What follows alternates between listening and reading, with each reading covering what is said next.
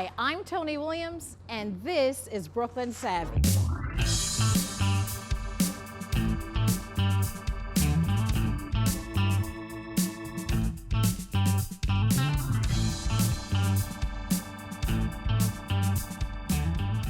Hi, I'm Toni Williams, and welcome to Brooklyn Savvy. We are here at Bedford-Stuyvesant Restoration Corporation, and I am pleased that Colvin Granum, the president of Bed-Stuy, is going to co-host Brooklyn Savvy with me today. But before we get started, I want to talk about what we're here to talk about, which is the Black tax, the cost of being Black in America. And this book was written by Shawn Rochester. And I must say, Brooklyn, you need to read this book. It's extremely informative. I have to say, there were parts of it for me that were almost painful. But I think the information is important as we go through what we're going through in America today. Something that we've talked a lot about in Bed-Stuy, especially at our meetings at Bed-Stuy Restoration, is the wealth gap. What is it, when you talk about wealth gap and African Americans, what is it that is being conveyed by that? Well, we frame it in terms of a racial wealth gap because of the disparities between African Americans and whites and between Latinos and whites in wealth and how much wealth they hold and control. And so at a macro level, for example, the median white family has net worth of about $110,000, while the comparable figure for African Americans is about $7,000. Did you say 7,000? 7. Oh, wow. And for Latino households, about 9,000. A couple of policy institutes, Prosperity Now and another institute, I can't recall the name off the top of my head, have been doing some analytical projections, and they project that by the year 2053, African American families will have 0 net worth, and the comparable figure for Latinos the comparable year for Latinos would be 2073, where they will have 0 net wealth, while the net worth of white households will continue to rise. A lot of people think, well, this is all about education.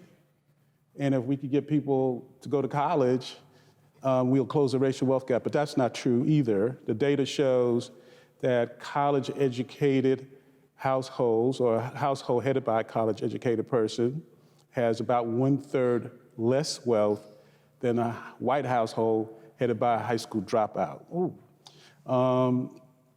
Other interesting data points, and I'll just give you 1 or 2 more, is national the homeownership rate. National homeownership rate for African Americans is lower today than it was in 1975. So on a macro level, these are the trends. The trends are not good, and it's not about education, and it's not just about how we behave, and that's why I love Shawn's book, because he gets into the systemic issues and factors that have deprived African Americans of the means to create wealth and hold wealth. And what I like about the book, and for me it was liberating, because as I told Shawn, it gets us past the slavery conversation. Absolutely. Where people say, well, slavery was 400 years ago, why are you guys still complaining, right? And Shawn articulates not why we're complaining, but why we have a grievance. And so, Shawn, I want to segue to you. Now, your book is called The Black Tax. Talk to us what you mean when you say that, the cost of being Black in America. So the Black tax is the financial cost of discrimination against Black people in America. It's discrimination. Discrimination, right? It's anti-Black discrimination. So normally when we talk about discrimination, it's from the perspective of the morality of it. It's from the perspective of the injustice associated with it. I wanted to look at it from the perspective of what's the cost to it. Is there a cash flow effect, and does that flow through to a wealth effect, right? So I wanted to strip some of the emotion on it and just kind of talk about it from the perspective of just the facts. So when we get into a conversation about slavery, normally we talk about these things in qualitative terms. Like it was bad, it was wrong, and yeah, just, right. So in qualitative terms, we can always agree to disagree, I think it was a big deal. You don't think it was a big deal. It was that long ago. You don't think it was that long ago. There are implications to these things. So if you think it's not that big a deal, the implication is that it was a small financial impact, right? If you lose like $5 and you're worth 50 million, not a big deal. If you lose 48 million, you're worth 50 million, it's a big deal. So let's look at what economists say that the value was associated with it, right? We don't want to, I didn't go back and kind of talk about slavery itself. I want to look at it from an economic perspective. So when you start doing that, you see that economists have made estimates that says the economic value of the labor extracted from millions of people over a quarter of a millennium, 250 years, was anywhere between 24 trillion and like 97 trillion. Listen to that. Trillion. Right. Right? So even if you assume the truth is somewhere in the middle, right, you're talking about upwards of $50 trillion. That's just a massive, hard to comprehend number. And while people may have trouble digesting that because of the newness associated with it, well, guess what? We can also price the value of the people enslaved in 1860. They were the largest asset, the most liquid asset in the country, right? They were traded on open exchanges. There was a price if you were old or young, male, female, able-bodied, or lame, right? So, and economists say that the value of those folks is so large that you have to measure it either in terms of national wealth or national income. So from a wealth standpoint, it's somewhere between 16 and 20% of US wealth, right? US wealth today is about $85 trillion. So we're talking about 14 to 17 trillion, or maybe about $15.5 trillion on average. If you look at it from an income perspective, they say that it's about 1 to 2 years of national income, otherwise known as GDP. Well, the equivalent today, GDP is about 19 trillion. 1 to 2 years is 19 to 38. If you take an average of that, you're at 28.5 trillion. So if you look at it from one mode, it's about 15.5. If you look at it from another mode, it's about 28.5. If you take an average between those two, you're at $22 trillion. So no matter how you look at it, you're talking about massive, hard to conceive numbers. So you're talking about $22 trillion is what we lost. Is what was extracted. The value of those 4 million black people Right. in 1860 in today's equivalent dollars. That's what it's worth. Now, here's some food for thought. The 45 or so million black people today are worth 1.5 trillion, which means that we were worth 15 times more to the country as 4 million enslaved people versus 45 million free people. Oh, well, of course, because we were free. Right. I'd like to talk about the impact that Jim Crow had, okay? And then I want to move on into that GI Bill, which is extremely current. But I want our viewers to understand that this is where racism gets embedded and it becomes systemic. So if you can talk to us about Jim Crow and what those laws meant in terms of us being able to pass down wealth, which is something that we haven't been able to do. Right. So one of the things I want to do real quick, if you bear with me, I'll try to speed it up, is That's all right. What was the purpose of Jim Crow? See, we're taught things in silos as opposed to along a continuum, right? So you have emancipation, which is destroying $22 trillion of wealth for the white planter aristocracy. But we also have to remember that they're producing 61% of US export, that's raw cotton. We're dominating 80% of the world market. Cotton is like the equivalent of oil. There's 20 million people employed in that industry around the world. 1 million of those lose their jobs when that happened. So the whole world is in a global cotton famine, right? And they're like— It's a collapse. It's a collapse. Like, what is the US gonna do to put its newly free people back to work? And they need a massive, abundant, fully disenfranchised labor force. The solution to that global problem, right, is this thing that we know of as this Jim Crow society, which is really underpinned by this sharecropping context, right? And you remember, we leave emancipation with no assets, no resources, No right? 40 acres and a There's mule. no 40 acres and a mule, right? So, so now what they do is they break those large plantations into small lots, and they have newly freed black families settle on those lots and agree to plant cash crops, right? And in exchange for doing that, you'll share in a portion of the crop. Doesn't sound bad on the surface, but the problem is that it's the white planter that sets all the terms and conditions of the contract. Those families don't have any economic resources, so they've got to lend you the money to buy food, clothes, shelter, tools, the fertilizer, the seed, everything from now to the end of the season, right? At rates north of 70% per annum. So they're setting your cost structure, right? And then when you actually take the crops to market, it's the white planter that tells you what they're worth. He's the market. So by definition, You're there's going to be exploited. yeah, Yes, that's what it 100%, right? They set your revenues and they set your expenses, which means they define what your profit is. So if you're lucky, it'll be zero. And if you're unfortunate because they don't want you to go someone else who will be more lenient with you, they'll make it negative and roll it into the future. And now that's perpetual indentured servitude.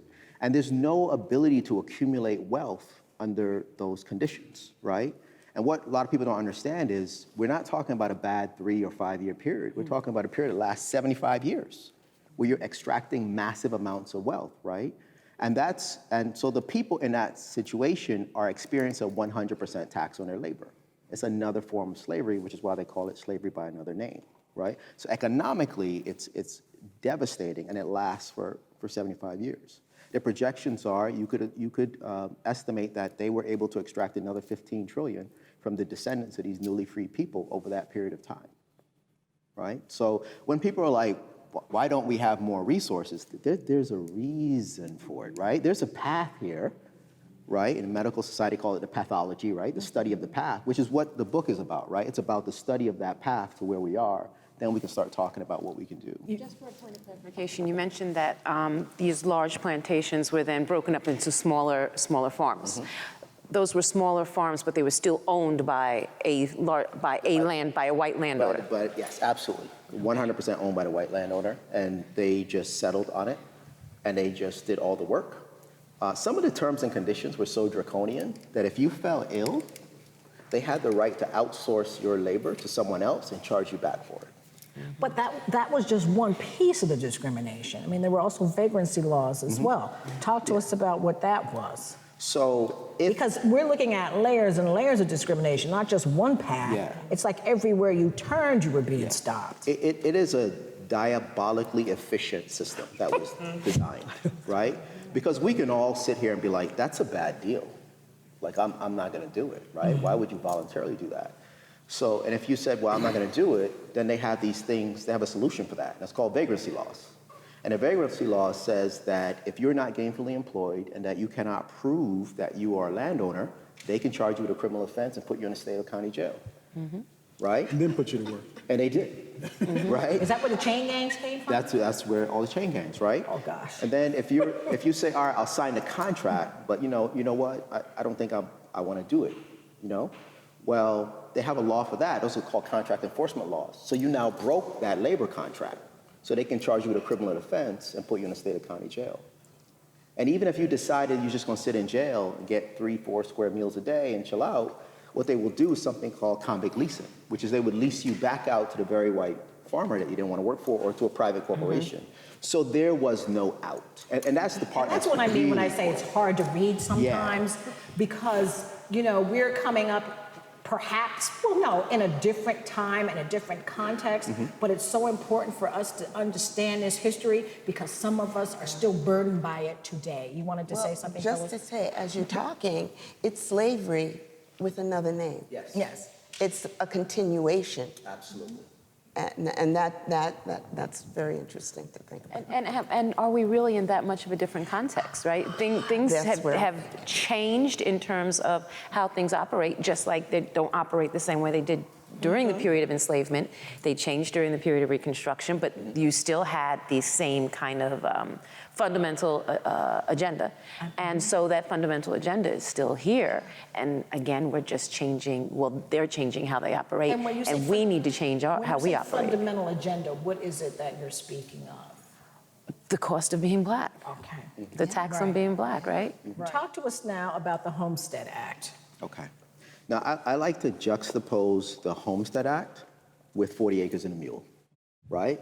So we all know we never got 40 Acres and a Mule, right? The Spike Lee joint, But I think it's interesting to look at what would that have been worth today. Because 40 Acres and a Mule, times 4 million slaves is 160 million acres. I mean, that's really hard to conceive in terms of the amount of land, right? And if you look at it from like a farmland perspective, the average cost of an acre is about $3,020 up to $6,350. So if you do quick math on that, on the high end, it's worth over $1 trillion, right? So that was not that was not provided to them, even though 50 trillion was extracted from them. But at the same time, actually about 3 years later, 3 years before 1862, I think, Congress passes the Homestead Act, which proceeds to distribute 246 million acres for 1.5 million white families, right? If you do the same math on an acreage, by the way, these are not Manhattan acreage. So if you do that, it's about 1.6 trillion.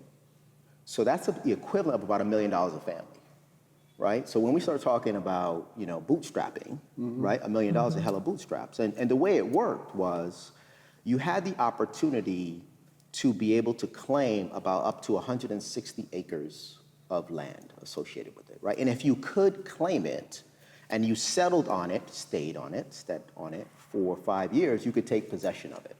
But here's the interesting thing. So if you were a European immigrant who came to this country with nothing but the shirt, on your back, you had the opportunity not only to potentially claim that, but at that time, you naturalized in 5 years. So you could have the $1 million equivalent of this land, the opportunity that it meant, and U.S. citizenship. But Black Americans whose ancestors had been here for hundreds of years were not allowed to participate in that, right? 99.7% of all of that went to white Americans. Now, researchers also say that up to, I think it's like 93 million white Americans are direct beneficiaries of that. 93 million? So we didn't get that. Yeah. So there are people like direct, not kind of sort of tertiary, Right. direct beneficiary of it. It's a massive giveaway, right? Land was wealth.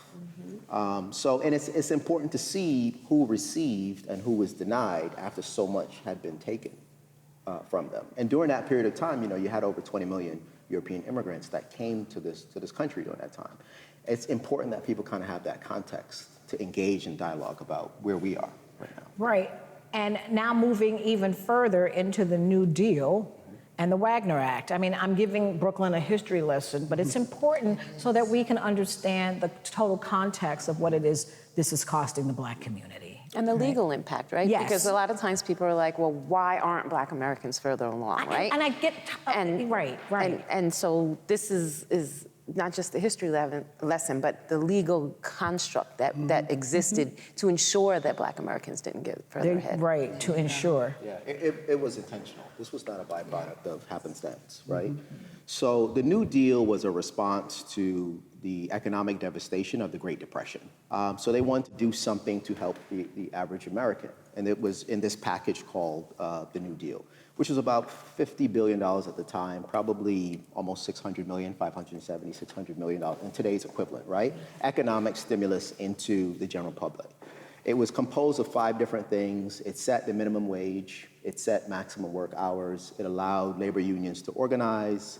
It provides subsidies for farmers. And there's one other aspect of it that's escaping me. But less than 2% of all those economic resources went to Black Americans. Now, how did that wind up being the case?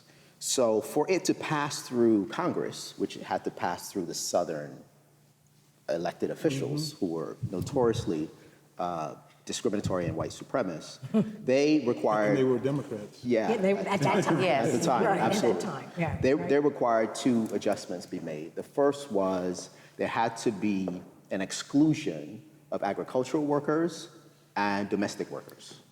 And guess what Black people were doing for the most part at the time? 70% of all of our workforce was doing those things. So one fell swoop, you cancel those folks. The other thing that they required for passage was they wanted local administration of the funds. And when you hear local administration and state control and all those kind of things, that's the most effective way to discriminate, right? Yes. And those 2 adjustments had been made so that they could actually discriminate in the office. And that's how you wind up with such a tiny portion of Black Americans actually being able to participate from that. If you look at the subsidies that went to farms, right, owned by white Americans for the most part, you have Black tenant farmers and sharecroppers on it. They were paid to not plant stuff, just leave the land fallow, and they were supposed to distribute the funds through their workers, which they did not, right? And you had 500,000 Black farmers lose their jobs and occupations associated with that. Even the creation of the minimum wage at the time was a huge controversy, because you're talking about, even at low levels, having white men, primarily, and black men, primarily, earning the same wage, which was not acceptable. You had Congress people on record saying, you do not understand what you are talking about here. And that led to the exclusion of 100,000 black people from the payrolls associated with that. So you wind up having these really, economically And we're paying devastating. taxes all along. Absolutely. And not get, and getting the short shrift complete. We're subsidizing the institutionalized racism. I think it's fair to say that's what this is. Yeah, no, Right. it was explicit and Right. well known and accepted. This was not a mystery by any stretch of the imagination. And as we go through this history, the GI Bill. Yeah, the GI Bill was just a phenomenal idea, quite frankly, right? You had the Second World War. You had 16 million American soldiers returning from fighting in Europe and in the East, and they were coming back. And they wanted to invest in college education for them, job training for them, as well as subsidizing housing. Just a wonderful thing for an extraordinary sacrifice. Of that 16 million amount of soldiers, about 1 million of those were black soldiers, right? And of the resources that were put into the GI Bill, it's about $95 billion at the time. It's close to $1 trillion if you put it kind of in today's dollars. Less than 2% of that went to actual black soldiers, right? So, and while you have universities in the North and the South expanding so that they can create enough seats for these incoming soldiers, you black soldiers cannot participate. Right, because segregation laws, because of segregation. Right. And then the HBCUs who are there are chronically underfunded with not enough infrastructure to handle the demand, right, for the resources. So you're talking about up to $45 billion that was actually, in today's equivalent, that was never distributed to black soldiers. And I'll give you just an anecdotal story. I like to keep it to the facts, but I had this, I was talking with an older gentleman who was one of the trustees at a church, and we were having this similar conversation, and he was just like, I remember this. My father was telling me about this, because his father fought in World War II. He said he would be denied every time he went to the office, all the time. And he finally went to an office, and he had been denied, and he was leaving. One of the people said, what company did you say you were with? And he shared the name of the company, and it turned out that company had resulted in saving that gentleman's life. Right? So he said, come on back, let's fill out the paperwork and make it happen. The point there was he had to be part of a company that actually saved this person's life to get the very benefit that he should have gotten by right and law and citizenship, right? I mean, it's a pretty remarkable bar to set, right?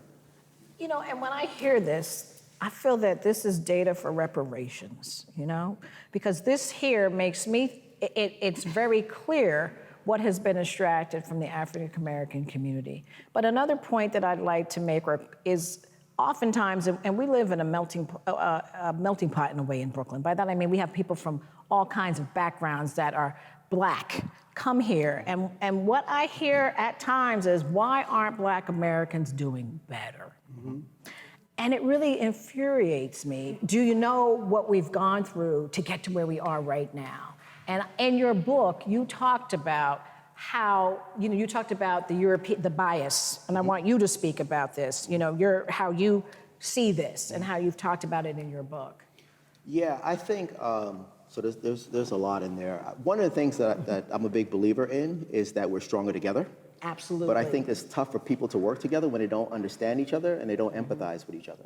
And that's even within the African diaspora, right? Like, I'm from Barbados. That's the word, diaspora. Yeah, Thank you. I'm from Barbados, and I get it. Like, I know what the thought process is, right? And then I talk with our brothers and sisters who are coming from the continent. And the problem is that we all see each other through European eyes, right? This information is not present. So we don't really understand. This is the land of opportunity. Like, why aren't you just killing it and crushing it? Right. Just crushing it, right? But they are, that's an observation that's being made 152 years later. See, like, no one said you cannot go to that university. No one said you can't start that business. Like, black people were literally murdered for pursuing the actual American dream, right? In public and announced. Lynched. Yeah, over 4,000, right? According to the records, I'm sure it's much, much more than that. So people often don't have that context. And when you're under that level of trauma, you will adjust, right? When you see people start businesses and they're dragged out and murdered in broad daylight, that sends a powerful sign, and no one comes in. They tried to pass anti-lynching laws 200 times. Yep. It didn't Never do it passed. till like a couple months ago. Yeah. Right? So there was no authority to turn to that was going to save you. So people would adjust and try to survive. I think that's an important thing that everyone needs to know and understand, right? The other piece is, yeah, it shows you the economic implication of these things. It's just not that it happened and that it was like a bad thing, right? It's that it had an economic impact and that it matters. It's temporal. Like those of us, the folks that we've met who like retire with security, and something had been done over the course of 40 years, right, for them to be in that position. Those decisions were made at that time by them or whomever led to them being in this position. The extraction of trillions of dollars and the denial of trillions more has led to Black Americans being in a position where we own about 2% of U.S. wealth. And unfortunately, we're going to stop here because this is a two-part episode, Brooklyn. We're going to talk about ways that we can overcome this, and we're going to talk about some of the discrimination that exists today. So I just, I get emotional because I just think the work that you're doing, I think this book is a must-have. I just applaud you. Thank you so much, Colvin, for bringing this to the fore, and we'll be talking to you, of course, in the next episode as well. And to you, Savvy ladies, thank you so much. And we will see you next time on Brooklyn Savvy.